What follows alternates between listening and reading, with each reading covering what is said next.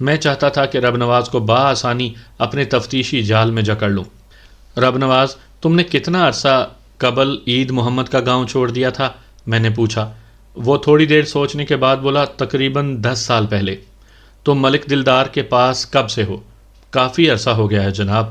کافی کتنا؟ کوئی 8 سال تو ہو ہی گئے ہوں گے جی۔ میں نے زاویہ سوالات تبدیل کر دیا۔ رب نواز، ذرا یہ تو بتاؤ کہ 4 روز پہلے جب تم اپنے دوست ظہیر احمد کی شادی میں شرکت کرنے قلعہ تارا سنگھ گئے تھے تو واپسی سے قبل تم اور کہاں کہاں گئے تھے؟ میں اور کہیں بھی نہیں گیا تھا جناب، وہ جز بز ہوتے ہوئے بولا۔ میں نے حوالدار کو آنکھ کا اشارہ کیا۔ اس نے میرے اشارے کو فالو کرتے ہوئے رب نواز کی گدی پر ایک زوردار مکہ رسید کیا۔ رب نواز کراہ کر رہ گیا۔ میں نے گرجدار آواز میں کہا، میں نے تمہیں بتایا تھا نا کہ جھوٹ بولنے والوں کو میں برداشت نہیں کرتا۔